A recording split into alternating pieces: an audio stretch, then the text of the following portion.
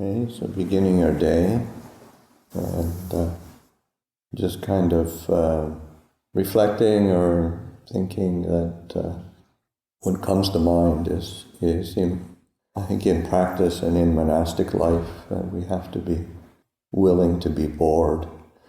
On a certain level, our life is really designed to not be exciting, not be interesting, not be scintillating and exhilarating. And it's very, very, very ordinary.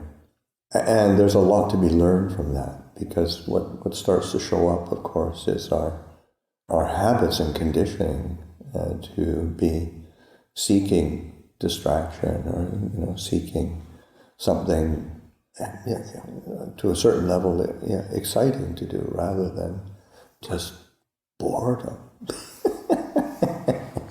But and it's so important to be just to be willing. I can remember my living with Ajahn, living at Wat Pah Pong, just how quiet and how nothing much was happening, and to be ready to. And I learned a lot, because you have to spend time with yourself, and so much of our life is just trying to get out of ourself, not being comfortable with ourselves, not being content, not being peaceful within ourselves. So then, looking for something outside, and to be able to just be present, and even when we meditate, so often it can be just that desire to escape, rather than to be present, to be with what we're experiencing.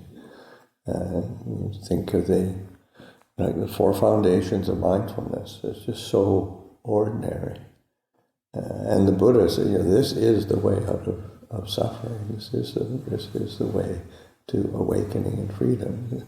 But then you think, being mindful of the body, being mindful of feelings, being mindful of mind, being mindful of mind objects is pretty ordinary. But it is that bringing of mindfulness to this present moment that is what's really a key to transformation. And whether it's in the meditation or whether it's in our day-to-day life, this really watching that tendency to either to resist what we're experiencing, I wish it was something else, or that movement towards something else that's going to be better than what one is experiencing right now. Can we just be content with what we're experiencing? Can we just be present? Because it's whatever it is, it really is quite ordinary and quite mundane, even if it's pain and discomfort or some painful memory or something. It's still incredibly ordinary. We tend to make a story out of it and make it into something, but it's just things arising and ceasing, and the being willing to be the witness is what's so transformative. So being the witness of what we are experiencing. This is the way it is, or as Lumpur Sumedho says over and over and over, it's like this. It's just being willing to be present.